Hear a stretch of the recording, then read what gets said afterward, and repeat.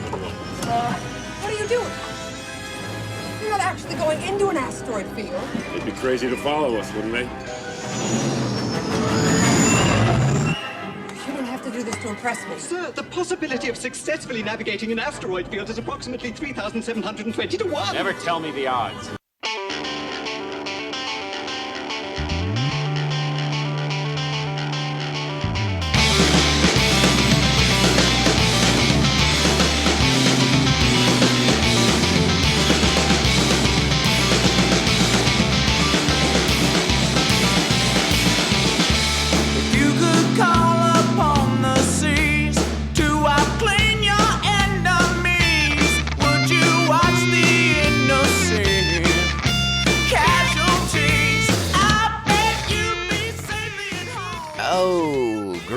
Once again, Bucketheads, Maybar Tigar. Welcome to a special Boba Burgling, Been Burgled episode of Mandovision. Nargai Tom, and thank you so much for checking out this small, independent Star Wars podcast. Remember, the best way to reach out to us is, of course, via social media at Mando_Vision on Twitter and Instagram. You can email the show, mandovisiontom@gmail.com. Please be sure to like, subscribe, and share this show with all the other Mandalorians in your covert. If possible or so inclined, and you're listening on Apple Podcasts, 5-star reviews, the best and easiest way to help support our show, spread the word about what we're doing, and punch that algorithm right on the side of its unbucketed head, because buckets are the best. So, how is everyone doing? As you're listening to this, you may be aware, I am still currently away from the podcasting microphone, from the laptop that I use to record all this good stuff. Little R&R for Nargai Tom, and so I can't leave the fine audience of this podcast without content, and so I have recorded a bunch of episodes in advance to kind of help cover the time that I'll be away. There still may be a little bit of a lag. I'm still working that out as far as the schedule goes. You may only get one episode a week to kind of offset that, but don't worry. There's still going to be content. Keep checking your podcast feeder. We still have the rest of Season 2 of the Clone Wars to finish up, and I got a couple other bonus episodes in the mix, so get ready for that. Today we do have a special one, and it's very much focused on Boba Fett. We've been talking about this in some of our more special edition episodes of the show, some of the more Bantha Track versions, where we're talking about what else is going on in Star Wars. Whenever we're breaking down some of the news and getting into some of the, sometimes we get to talk about comic books, because I love comic books. I hope you all love comic books, and I'm really very much enjoying Marvel's comic books for Star Wars. I think they've been doing some really, really good stuff. I think all the series are doing really strong things. Even the series that I'm not like the biggest fan of, and we'll talk about that more next. But because this is the Mandovision podcast, it felt right that now that we're kind of past the halfway point, we check in on the epic that's now raging across the Star Wars comics at Marvel, and that is, of course, War of the Bounty Hunters. We talked a little bit about it on our last news-based episode of the show, because we talked about some big news that's coming up for one of the characters. But if you didn't listen to that episode, if you're new to the podcast, don't worry, we're going to recap all that stuff. There will be spoilers once we get to the other side of the break, or other side of the bumper, I suppose. So yeah, we're going to talk about the books. We're not going to do like a comprehensive deep dive on every single issue that's come out thus far, but we're going to talk about the big broad strokes. Some of the ramifications, some of the interesting details that have come up with some of the characters, main characters, secondary characters, tertiary characters, and of course, because this is Mandovision, we're going to talk about those bounty hunters, that group of bounty hunters, that gaggle that we met for the very first time back in Empire Strikes Back. We're going to be checking in on all of them and seeing what they're doing here in the War of the Bounty Hunters. Quick note, you might hear a little bit of a hiss in the background behind me. It's very hot. So the air conditioner is on. I would have preferred a smaller unit on in the room where I'm at, but I was outvoted. I live with one other person. Lost the vote. So the air conditioner's on. So you may hear a little bit of hiss, but I'm going to try to keep that as minimized as possible for this special bonus episode of the show. Well, I say bonus episode, but let's be honest, it'll probably just be a regular old episode, because every time I think it's going to be a short bonus show, it runs 30, 40 minutes. So it just becomes an episode anyways. But anyways, like I said, if you're a new listener, welcome aboard. Hope you like what you hear. Please make sure you give us a follow on social media and email the show. Please, please, please. We'd love to hear from you. And for all the regular listeners, welcome back. Thanks so much for sticking with me. And I hope you're excited about this conversation, because we are going to have some fun. All right, so you know what that means. It's that time. Strap on your buckets. Let's go. There will be a substantial reward for the one who finds the Millennium Falcon. You are free to use any methods necessary, but I want them alive.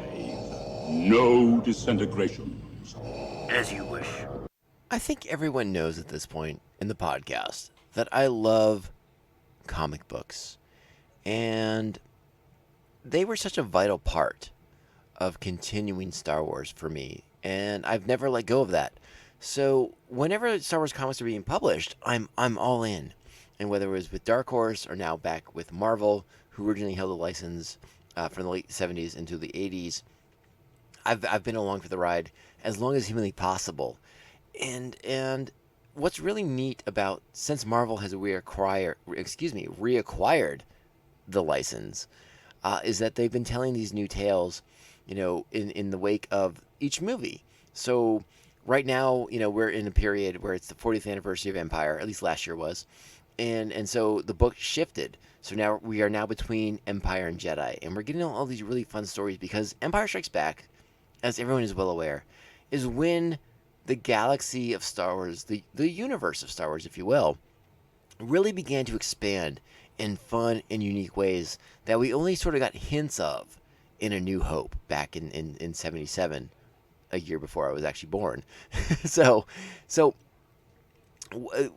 it's a really nice confluence of events right now, because there are some great comic books coming out from Marvel. There is the main Star Wars comic book that is now following Luke and Leia.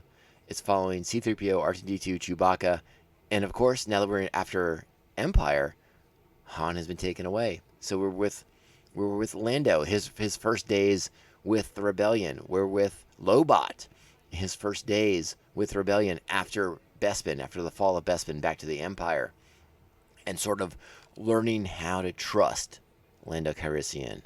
And Lando, learning the same about the Rebellion. And I think what's really interesting about that particular arc is that I think we're going to get to a place where we have to get to a place where we see Lando in Jedi, where he's risking his life, putting it all on the line to save Han, and he's now all in on the Rebellion. We've seen Lando, in Solo, in Empire. He's a bit of a gambler. He's a bit of a rogue, a rapscallion in many senses, if you will. And they're doing a great job of sort of showing what it's gonna take for him to kind of get to sort of butcher my metaphor, but to kind of see what Han saw in the Rebellion and why he bought in when he bought in. Lando has to experience that, but it's going to be a different process. So that's kind of where we are with him in the Star Wars book. The other book going on, the other main title, if you will, if you wanted to shift it that way, is Darth Vader's comic. We've talked about that in our Emperor Palpatine episode, where we talked about the retroactive continuity going on, where they are laying the groundwork for Exegol. They are laying the groundwork for the Pathfinders, and everything we saw in the sequel trilogy to sort of indicate that it was Palpatine all along, and we should have known it. Now, again, it's up to each individual member of the Star Wars community whether they're in on the Palpatine thing in Rise of Skywalker, or if they're out on it. I respect the fact that they're trying to lay that groundwork, that they want to make it so that it makes sense, so that when you watch it again, if you have this background information, it kind of gels a little bit more. And like, again, my feelings for Rise of Skywalker are unique, and they are my own. And I, maybe one day we'll have a podcast where I speak more openly about those feelings. But I respect the fact that they're sort of setting this all up in the era of Empire, between Empire and Jedi. They're laying this groundwork because Vader is very upset. Vader is angry. He didn't know about his son. He didn't know that Padme had a child. He wants to know who's responsible. Who really killed Padme? Like, what's going on here? Like, he's been misled on so many things. He's learning that he's been lied to by Palpatine and by many, many others along the way to the creation of Darth Vader. And he's sort of pushing back against that. But by pushing back against that, he is more fully in the Emperor's grasp, if you will, because he's learning that as powerful as he is, and maybe at one point in his existence as Anakin Skywalker, he might have been in a position to destabilize the Emperor, to dethrone Palpatine. But Anakin's never been one for the long game. And Palpatine has been playing the long game for a long time.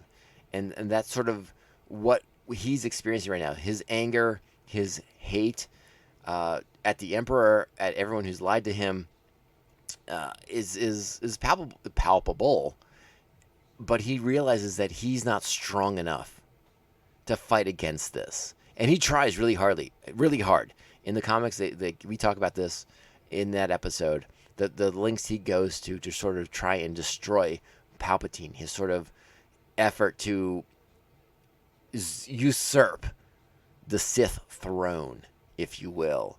And also we get Uchi of Bastoon, a character introduced posthumously makes it sound like he's inhuman. But when we meet Uchi in Rise of Skywalker, he's dead. But now we're making him one of Vader's lackeys, a lackey of the Emperor at the same time. And that's actually been very interesting, very fascinating. So these are the players that were put on the board in those two books. Then you have the Dr. Aphra comic, which is Dr. Aphra. If you're not reading that, if you haven't listened to the Audible of the first big story arc in which she works for Vader and then ultimately betrays Vader and now spends her life in perpetual fear of Darth Vader, by all means check it out, because Dr. Aphra is the one comic book in the Star Wars universe that is so unique and has such a wonderful voice that is unconventional compared to where we are in the Star Wars universe. So I recommend Aphra highly. It's a really solid read, and it is the book that is the most inclusive. It has the most diversity, in a way that makes the most sense at the same time.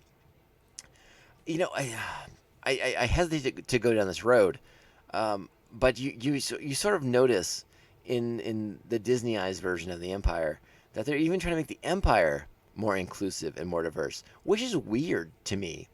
For so long in my existence, the Empire was, pro-human, anti-alien, and that was that. And, they attempted to squash and suppress other alien species in favor of humanity. And this version of the Empire is more, I guess diverse is the way is the word I'll have to use, because like in that comic, we'll see Devronian Imperial officers and things like that. And again, that's a unique choice, and I haven't quite wrapped my mind around all of it just yet. But I'm getting there. I think I'm okay with it. I mean, it makes sense. There would be certain members of certain species in the galaxy that are like, yeah, the Empire's doing right by me and right by my people. I'll enlist. I'll sign up. Show me where to do this at. And I would love it if they explore that more fully, I guess is where I'm getting at. It's one thing to see like a Devronian Imperial officer, but how did he get there? Like I'm sort of fascinated by these sort of side characters, these tertiary characters. And that's the one thing I wish they would do a little bit more of in Aphra. But Aphra's very much a crime caper comic book. It's Ocean's 11 in space. Every issue is part of a larger scheme that Dr. Aphra has. And it's fun. It's a fun book in that regards, because you don't quite know what's going to happen next. And then the fourth book in the Star Wars comic book lineup is Bounty Hunters. I'll be honest, this is the one book that I have the hardest time with, because I'm not a huge believer in the Bylert Valance character.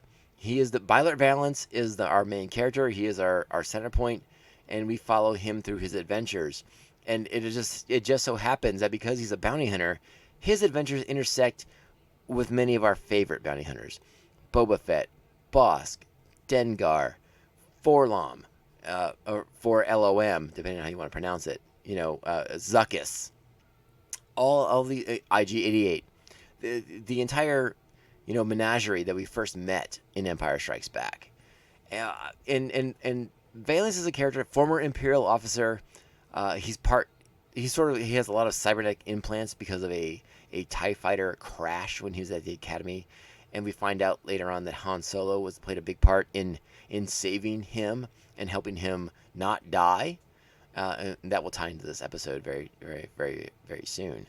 But by and large, Valence is a character I've had a harder time connecting with than I would have thought. And maybe that's because when this book was first pitched, I sort of assumed it would be more of a Tales of the Bounty Hunters. Like, for a stretch of issues, we'll follow Bosk and we'll follow for LOM and Dengar, whatever. And then I'm saddled with this Valence character, who is an offshoot from the original Marvel run in the 80s, a cybernetic being. And I have a weird issue with cybernetic beings. To me, it feels weird in Star Wars because we never saw a lot of characters with cybernetic implants, obviously other than Darth Vader and Luke in his hand. We didn't see guys with like robot eyes and halves of their bodies replaced with cybernetics. And again, that might just be a cop out on my part, but cyborgs have never felt like Star Wars to me. And so that might be my big issue with Valence as a character. Plus, he like shoots blasts off his palms. He feels very Iron Man in that regard. Maybe I'm nuts. I still read the comic. I still enjoy it for the most part. I just don't enjoy Valence as my viewpoint character. But those are the 4 main books of the Star Wars line being published by Marvel right now. That leads us into the book that we've talked about on prior episodes, War of the Bounty Hunters. And again, we've spoiled a bit of it before. But when War of the Bounty Hunters kicks off, it's about Boba Fett taking Han Solo's carbonite frozen body to Jabba the Hutt. There is a malfunction in the equipment. Those Bespin Ugnaughts did not do a great job setting things up. And Boba is worried about Han Solo deteriorating. And then him being unable to collect the bounty from Jabba because Han would just turn into a puddle of carbonite-laced goo. So he has to make a detour. He stops at the Smuggler's Moon on Narshada. He tracks down a sort of black market doctor who's going to fix the interface controls, readjust the carbonite matrix so that Han Solo is stabilized and will arrive to Jabba the Hutt safe and sound. But in the meantime, Boba, apparently, this is my one issue, my biggest concern with this story arc is that Boba doesn't seem to have a lot of funds. So I don't know what what bounty he got from the Empire for tracking down the Millennium Falcon, but apparently it was not substantial enough to cover, the repairs to the carbonite matrix, the fuel costs for Slave One to get back to Tatooine. So he has to go into gladiatorial combat to make some cash, pay that doctor to fix the matrix, and get off Narshada so he can hit the Tatooine.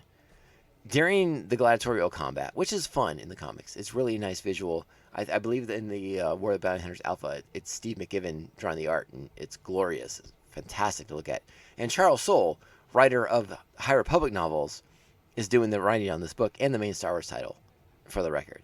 They do a great job of showing Boba in gladiatorial combat. He paints his Mandalorian armor black, goes by the name Django, honoring his father.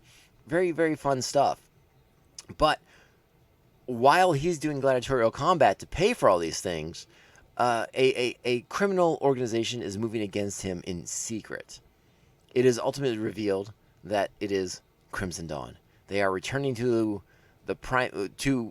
the upper echelon of criminal organizations in Star Wars, headed up by none other than Kira from Solo. We know Kira. She has now stolen the carbonite frozen body of Han Solo from Boba Fett, enraging Boba Fett. Boba Fett lives by his code, dies by his code. He must recover the body. He must deliver the bounty. That We know his motivation. And this story is very centered on Boba Fett. And that's a nice element of it. But because of what we talked about in all these other titles, because this War of the Bounty Hunters is raging, it's a crossover event. It's in Star Wars, it's in the Vader comic, it's in Dr. Aphra, it's in Bounty Hunters, and then it has the main through line War of the Bounty Hunters comic itself. There's a lot of elements in play, there's a lot of things going on, and we have to talk about them a little bit more fully, in a little bit more detail, and that's just what I'm going to do right now. As War of the Bounty Hunters is beginning, let's talk about a little bit about our characters and where they are in the main comics in particular, the Vader and the main Star Wars book. Leia has finally come to the decision that they must rescue Han Solo. Things are going bad for the rebellion in the wake of Hoth. The Empire has figured out their codes, has been tracking down the various rebel fleets and eliminating them. There are many losses racking up for the rebellion, and things seem bleak. Hope seems to be dying. Leia decides that it's time to rescue Han. Not as a symbolic gesture necessarily, but but partially. Her feelings, her motivations, and a win for the rebellion. Rescue Han Solo, a respected leader of the rebellion. And obviously her feelings come into play too, but it's Leia, so she downplays a lot of that. At the same time, in the Vader comic book, Vader has now been humbled by the Emperor. He realizes that the Emperor is playing the long game. He's playing 3D chess, and Vader's been playing checkers. So Vader knows that he is out of his element. He's out of his depth when it comes to going toe-to-toe with Palpatine. And that's an interesting perspective for us as readers, because I think a lot of us, as Vader fans, as people who love the tragedy of Vader, and we are always curious, could Vader have risen up? And to have a sort of answer so definitively stated in the comics, being no, he can't. Again, Palpatine playing chess, Vader playing checkers, maybe even Connect Four, maybe even Connect Four. So Vader then focuses his attention back on his son, back on Luke Skywalker. Again, this is after their confrontation on Bespin. And Luke has been humbled in a very significant manner. A complete loss of confidence, loss of belief in himself. He lost his hand. He lost his lightsaber. And Vader is itching for another confrontation. He wants it badly. And so Vader comes to the realization that Han Solo is the key. So once his body is sort of on the open market, and Crimson Dawn has announced, like, hey, all these interested parties are queued up on Han Solo. We have the rebellion. We have all the underworld element, like the Hutts, and again the various bounty hunters we've offended. The Empire that Han Solo has offended. All these interested parties in Solo coming to bid on him in an auction that will help elevate Crimson Dawn. Obviously, Vader cares not for Crimson Dawn. Cares not for Kira and her plans. He wants Solo's body in an effort to manipulate Skywalker into another confrontation. A confrontation that we know really won't come until Jedi. I mean, at least that's the mythology, so we have to pay attention to that. Where we find ourselves now, at the halfway point of the series of War of the Bounty Hunters. Issue 3 came out in August, so I'm only talking about the books that came out in August. Anything that's come out since in September, I'm not including in this podcast. So this information is a little outdated in that regard, but what can you do? It's a podcast. I've only read the books that came out into August. But Vader, he has a direct comm link set up with Luke Skywalker in his X-Wing as Luke races towards the meetup where Crimson Dawn's having this auction. He's coming to help Leia and Chewie, and I haven't even talked about Boba Fett and Chewbacca fighting, which was phenomenal. But focusing on Luke and Vader, Vader's expecting him. He has Admiral Piet set up a communication line, private and direct, between Vader and Luke, and Vader wants Luke on that planet so badly, and he threatens Luke by again, I'm a little redundant, but by threatening to slice the carbonite frozen body of Han Solo into many small pieces, of which him being unfrozen will be very bad for Han Solo in that state. Luke, still reeling from his loss at Bespin, the shattered confidence that he has after Bespin, will not engage. He will not land. He refuses. He refuses to engage with Vader. And it is heart-wrenching. Heart-wrenching is the only word I can use to describe it. As Luke in his X-Wing with R2 behind him takes off, turns back to space, is like, I'm not ready. I can't do this. And he, over the comm to Leia, attempts to apologize because he knows that he just sacrificed Han Solo's life. Now, again, there are many factors in play in this series. And again, we know Return of the Jedi. Luke and Leia and Lando and Chewie and the droids will ultimately rescue Han Solo. But the fact that there's this pivotal moment where Luke doubts himself so seriously, so severely, that he's willing to allow his friend Han Solo to die in a state of frozen carbonite is so sad and tragic that, yeah, I don't have the words for it. Excuse my dramatic pauses. They weren't just done for effect. It's just the more I talk about it, the more I kind of get this out of my system.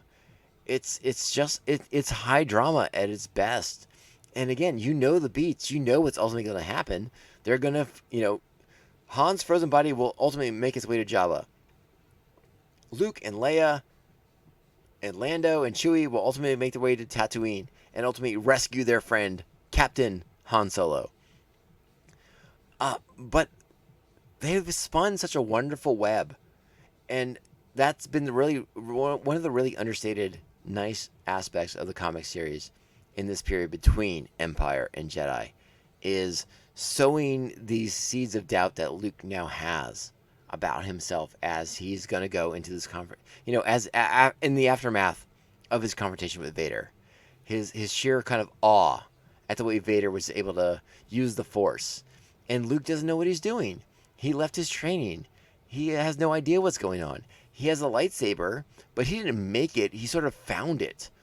And sort of the question, him questioning his worthiness of continuing the legacy, of continuing the Jedi Order on his own in this fight where he's completely outmatched and outgunned and frankly outclassed by the Sith Lords, who just know so much more and are so much more adept at wielding the Force.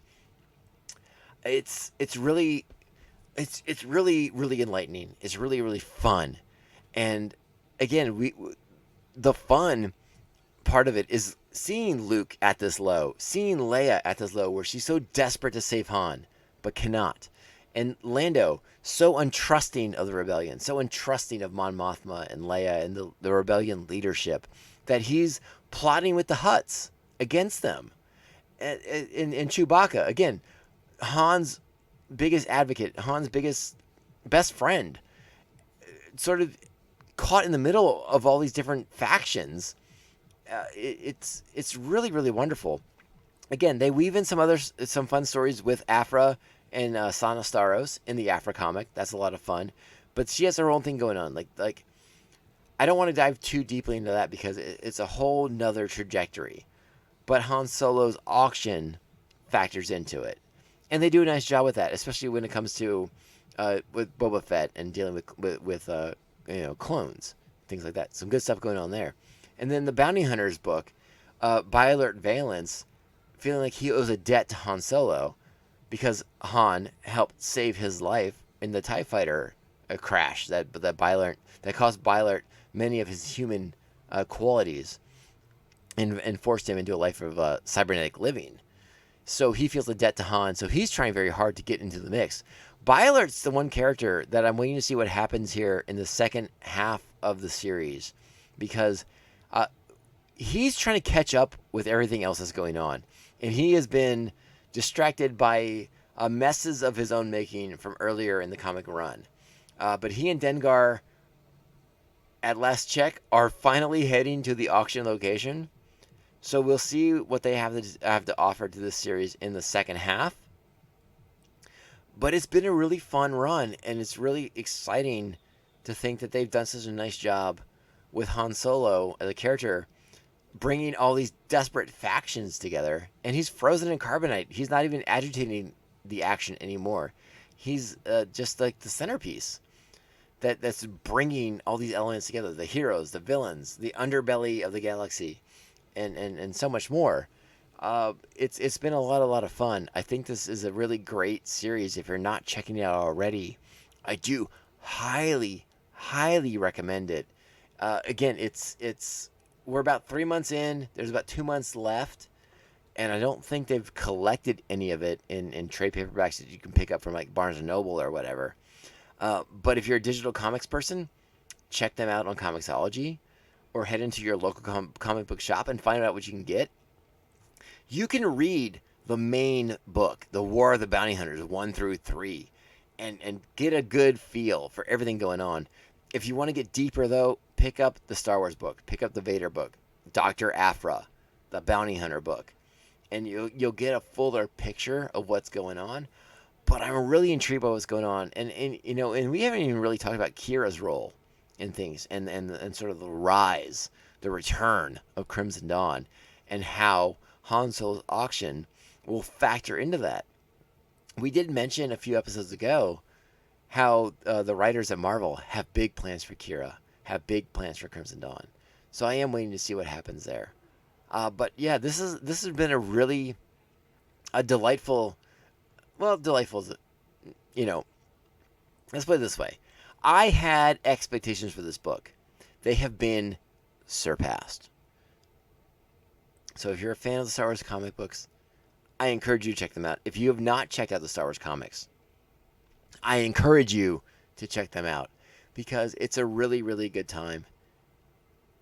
And it's a great way to get a taste of expanded universe without having to hunker down for the novels.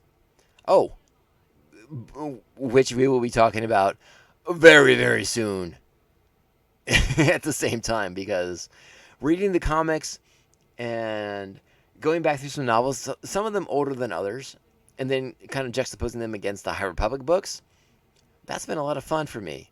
So we will be talking about that on an upcoming episode of Mando Vision as well. And I cannot thank you all enough for listening to this War of the Bounty Hunters special on Mando Vision. Nargai Tom, thank you so much for checking out this small independent Star Wars podcast, particularly as it pertains to Boba Fett. Please follow us on social media at wrong podcast. Please follow us on social media at Mando_Vision, Twitter and Instagram. Email the show, mandovisiontom@gmail.com. Make sure you're liking, subscribing, and sharing the show with all the other Mandalorians in your covert. If possible or so inclined, sweet 5-star reviews are the best way to help this show and spread the good word about what we're doing. And I truly appreciate it. So let's get out of here. Let's get out of my own way. I thank you all so much for listening. If you're a new listener, welcome aboard. If you're an old listener, thank you for sticking around. And I hope you had a good time with this one, because War of the Bounty Hunters is definitely worth your time, is worth your attention. Pay attention. Get the online comics, get the digital downloads, get the book from your local comic shop, and have a blast. It's very Boba Fett centric, and that's a good thing. But there's a lot more going on, more subtext. So stick around and enjoy. With that being said, we're going to wrap up the podcast. And this podcast can only end one way. This is the way. This is the way. This is the way. This is the way.